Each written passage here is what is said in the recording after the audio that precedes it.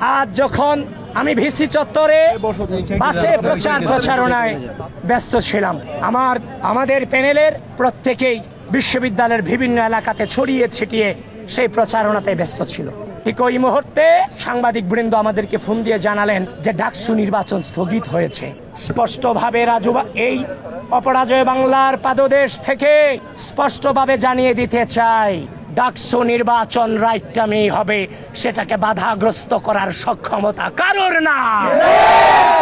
এবার আমি আলোচনায় আসে ঢাকা বিশ্ববিদ্যালয় প্রশাসন, ঢাকা বিশ্ববিদ্যালয় নির্বাচন কমিশন, আপনারা এমন একটা নির্বাচন আয়োজন করতে গিয়েছেন যেখানে আপনারা নির্বাচন বন্ধের ফাঁক ফোকর রেখেছেন।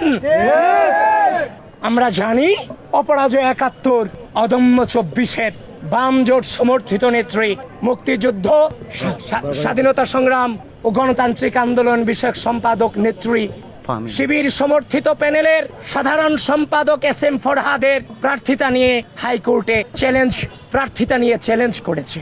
তার চ্যালেঞ্জের গ্রাউন্ড ছিল এই নির্বাচন কমিশন। সাবেক ছাত্রলীগের যাদেরকে ছাত্রলীগের অভিযোগে অনেকেরই প্রার্থিতা তারা বাতিল করেছেন, তো বামজোট নেত্রী তিনি হাইকোর্টে রিট করেছেন। ঠিক একই ক্রাইটেরিয়াতে SM ফরহাদ যে সোশ্যাল ওয়েলফেয়ার ইনস্টিটিউশনের ছাত্রলীগের জয়েন্ট সেক্রেটারি ছিল, সে ওই মুহূর্তেও পদত্যাগ করেনি। ৫ আগস্টের আগেও পদত্যাগ করেনি, ৫ আগস্টের পরেও পদত্যাগ করেনি। তাহলে একজন চিহ্নিত ছাত্রলীগ নেতাকে বাকিদেরকে বাদ দিয়ে তাকে কেন প্রার্থিতা বৈধতা দেওয়া হলো, সেটা নিয়ে বামজোট নেত্রী রিট দায়ের করেছেন। সে যে রিট দায়ের করেছেন তার গ্রাউন্ডে রেখে হাইকোর্ট নির্বাচনকে নাকি স্থগিত করেছেন। আমরা বিশ্ববিদ্যালয় প্রশাসন এবং নির্বাচন কমিশনকে বলছি, আপনারা তামাশা করেন ঢাকা বিশ্ববিদ্যালয়ের স্টুডেন্টদের সাথে। আপনি একই ক্রাইটেরিয়াতে তাদেরকে বাদ দিলেন, তাকে রেখে আপনি যে ফাঁক ফোকর রেখেছেন সেই ফাঁক ফোকরের সুযোগ আজকে বিভিন্ন জন, বিভিন্ন অপশক্তি, বিভিন্ন পরাজয় শক্তি বিভিন্ন ভাবে নিচ্ছে। স্পষ্টভাবে জানিয়ে দিতে চাই, এই ঢাকা বিশ্ববিদ্যালয়ের মাটিতে আগামী ৯ সেপ্টেম্বর ডাকসু নির্বাচন অনুষ্ঠিত হতেই হবে, হতেই হবে, হতেই হবে। রুখে দিবে স্বার্থকার, ডাকসু আমার অধিকার, রুখে দিবে স্বার্থকার।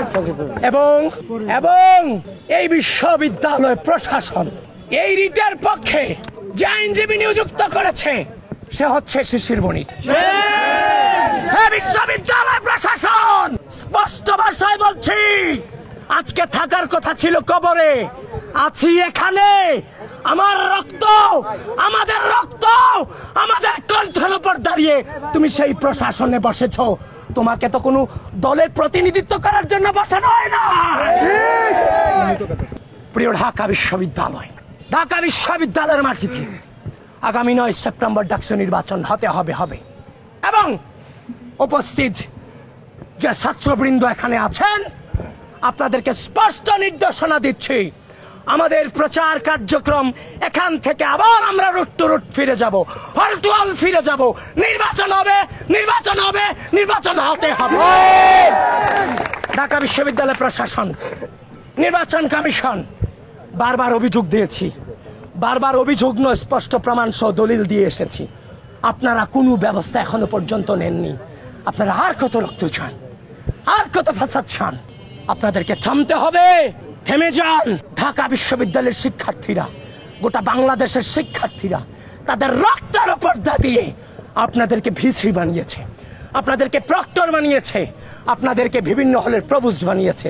প্রকৃতি হয়তো বা কিছু সময়ের জন্য মেনে নেয়, কিন্তু প্রকৃতি কিন্তু দিন শেষে ছাড় দেয় না। সকলে সাবধান হয়ে যান, সকলে নিরপেক্ষতা বজায় রাখেন। আমি উপস্থিত যারা আছেন সকলকে ধন্যবাদ জানিয়ে আমি এখানেই আমার সংক্ষিপ্ত বক্তব্য শেষ করছি। আমি কিচ্ছু বুঝি না, আমি শুধু একটা জিনিসই বুঝি, আগামী ৯ সেপ্টেম্বর ঢাকা বিশ্ববিদ্যালয়ের মাটিতে ডাকসু নির্বাচন হবে এবং সেই নির্বাচনে বাংলাদেশ জাতীয়তাবাদী ছাত্রদল ভূমিধস বিজয় অর্জন করবে ইনশাআল্লাহ।